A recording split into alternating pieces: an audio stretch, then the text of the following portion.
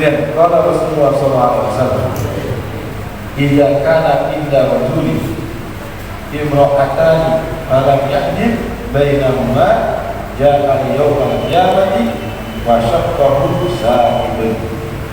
Ya, telah bersabda Rasulullah SAW, idza kana inda rajuli, apabila ada seseorang suami, ya, atau seorang laki-laki, imro'atani, yang mempunyai dua istri, falam yahdil bainahuma, maka dia tidak berlaku adil di antara keduanya.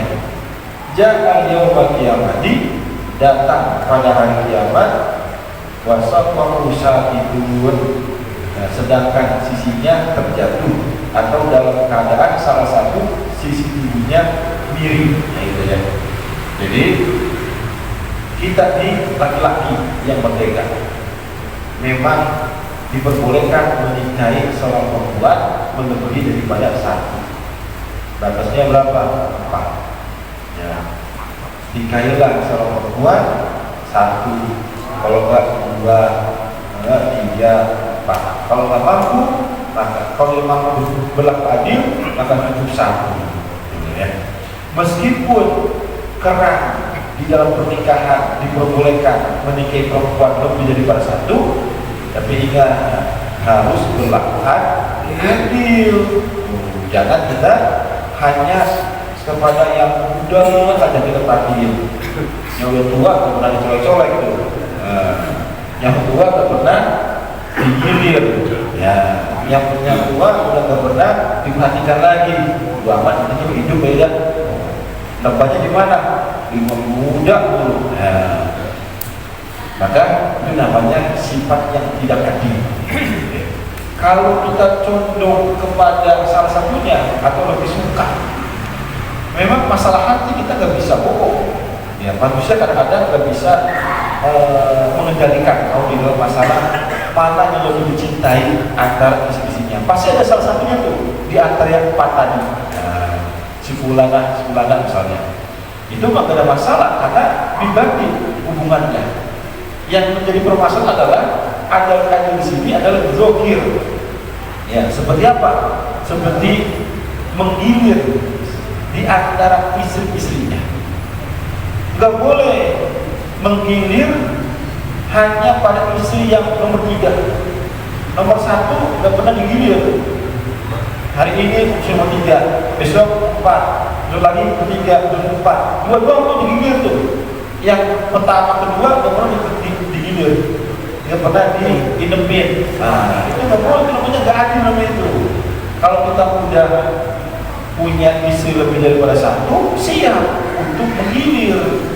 Ya, jangan di sini aja. Ya, harus tuh pindah-pindah lagi, pindah lagi.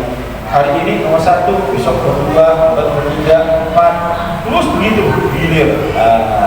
Kecuali kalau istrinya mempunyai sikap khusus membangkang, maka boleh dalam hak digilir itu batal dulunya sebelum dia tobat. Ya, tapi kalau dia mempunyai sifat khusus, ya nggak boleh kita mengabaikan dulu, karena itu memang jantan dia. Ya, jadi menggilir di malam hari, ya di malam hari ini tidur. Kalau kita kerjanya siang hari, di malam hari gilirnya. Kalau kita kerjanya siang hari, berarti kerjanya di malam hari, berarti gilirnya di siang hari. Sesuatu daripada waktu kita beraktivitas. Itu yang pertama menggilir. Begitu dengan nafkah akhir.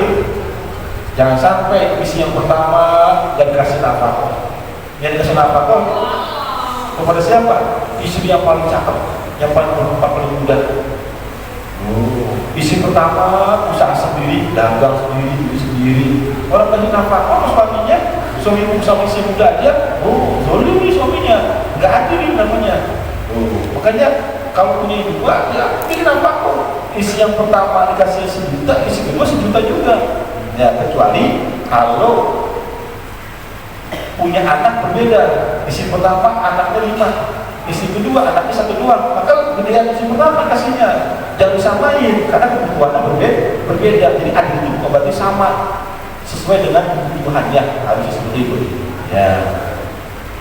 Kemudian apalagi sikap dan perilaku secara lahiriah. Jangan menampakkan kasih sayang kepada hanya satu pada istri, yang lainnya cuek, bodo amat. Nggak adil namanya itu. Kenapa? Karena dia akan menimbulkan sakit hati. Waduh, suami saya kenapa ini? Kalau mesrahnya sama istri yang keempat doang, kalau saya udah mau mesra-mesrahan. Secara zahir, bukan dalam kamar, bukan. Kalau dalam kamar sih serah itu mah bebas ya. Ini di luar sama isi nomor 4 digandeng dulu. Kalau dalam isi nomor 1 jauhan dulu, suruh mana jalannya. Jangan namanya ya menampakkan ketidaksukaan dirinya tuh yang bisa menimbulkan sakit hati seorang perempuan istri. Ya makanya kalau jadi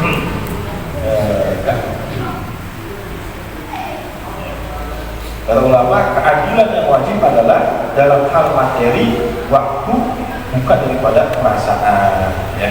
Jadi kalau orang yang tidak adil, maka dia termasuk melakukan perbuatan yang zalim yang besar, bahkan katakan. Bukan, maka hukuman nanti di akhirat, ya kadang dengan tubuh yang mirip adalah apa tandanya tubuh mirip? Ya, dia kan nggak adil tuh, itu berat sebelah. Apa tandanya? Kehinaan dan hukuman atas ketimpangan di dalam tanggung jawab. Artinya dia di hadapan Allah begitu hina. Gara-gara diizinkan punya istri lebih dari 1, tapi tidak berlaku adil. Maka kalau kita nih belum merasa bisa melakukan bersikap adil kepada beberapa istri, udah cukup 1 aja. Ya, cukup 1 juga insya Allah. Ya, insya Allah bisa menyelamatkan kita ya dari mana bahaya perzinahan ya, dan segala macamnya. Ya, itu kan tujuan nikah seperti itu, melampiaskan daripada kita punya syahwat untuk menyelamatkan kita daripada perkara berzina. Nah, tapi memang masing-masing orang ini berbeda-beda ketika dia punya syahwat. Ada orang syahwatnya biasa, artinya dia membutuhkan hubungan biologis, jima ya sehari sekali ada, atau seminggu 3 kali, ada seminggu sekali ada. Jadi biasa itu kan. Tapi ada orang yang lebih, namanya hiper. Nah, hiper itu lebih daripada orang biasa. Sehari bukan sekali doang, ada 3 kali, bisa 4 kali. Malam iya, pagi iya, siang iya, sore iya, ada begitu. Makanya istrinya nggak kuat meladeni suaminya, berusaha bercanda. Nah kalau begitu silakan dan nikah lagi. Ya kepada istri kedua. Istri kedua masih begitu nggak kuat juga, boleh nikah lagi istri ketiga. Tapi nyata itu harus adil. Ya, jangan udah dikasih kesempatan istri lebih dari 1, tidak kurang adil, maka hukumnya itu berat. Nanti itu di hadapan Allah dia akan jadi badannya mirip. Ada yang mengatakan seperti itu mirip badannya, tapi ada yang mengatakan dia akan diberikan kehinaan yang begitu besar Allah Subhanahu Wa Taala. Artinya bentuk daripada kalimat hinanya ini. Ya, betapa Allah sudah suka murka kepada orang-orang seperti ini. Sudah diberikan seperti itu, tapi tidak berlaku adil ya kepada orang yang bersangkutan dengan dirinya. Makanya kita kalau dikasih modal masih tetap ngasih nafkah nggak tuh? Umpamanya sih yang kedua dikasih modal tuh, dia masih tetap memberikan nafkah nggak? masih wajib wajib nafkah. Iya udah dikasih usaha, ada pokoknya yang satu dah gitu. Iya tetap wajib. Tetap masih ya. Iya wajib. Karena iya. Kalau itu boleh. Kalau itu ya bisa. Kontrakan 10 nih, hasil kontrakan berkah mudah itu nafkah namanya. Nafkah itu namanya. Tapi kalau dia usaha udah belum nafkah. Kenapa? Karena seorang perempuan memang dia kewajibannya tidak mencari nafkah, nggak ada usaha, hanya melayani taat suami udah. Kalau kita ngasih dia modal usaha, berarti usaha dia itu namanya. Ya, bukan punya kita, jadi bukan. Nah, ya. Maka kalau kita beda untuk kontrakan, kita bikin kontrakan ini tanah, ya. Hasilnya berkamu ya, gitu. Itu namanya nafkah namanya. Karena suami itu berhak untuk ngambil, tapi dia berikan kepada istrinya. Intinya ya kalau kita belum sanggup, ya jangan. Adil di sini kalau memang dia punya istri seumpama ya dengan alasan memang yang tua udah mungkin dia udah pada tua udah lemah, itu masih tinggi, kemudian dia itu ikhlas, boleh dikatakan seumpama dia yang tua semalam yang tinggi, yang kedua 2 malam dia ikhlas, itu termasuk rambutan. Iya, nggak apa-apa. Enggak. Jadi istrinya juga Islam tadi. iya memahami ya. Yang penting dapat jatah giliran. Ya. Dari sendiri itu mau sekali kan silakan, yang penting ada giliran. Jangan sampai yang digilir hanya muda aja, yang tua dilupain sama sekali. Ya. Kita nggak tahu ikhlas dia hanya di mulut atau di hati juga. Untuk ya. Maka tetap kewajiban untuk menggilir itu harus. Makanya hukum Islam itu ada namanya kosak apa itu menggilir istri. Ada aturan atau hukumnya menggilir. Makanya itu satu orang yang ada minat. Tahu itu. Ya, silakan kalau mau ya. Tapi ingat harus berlaku adil. Nambah Ji. Berapa banyak yang banyak. Iya, cukup ya. Wallahu a'lam bishawab. Cara kita berjumpa di sini. Alhamdulillah, alhamdulillah kita yang istiqomah dalam ibadah semua kudu bisa dilakukan dengan dosa-dosa kita, dosa kedua orang tua kita, dosa Fatimah dengan kalimat tauhid la ilaha illallah la ilaha illallah la ilaha illallah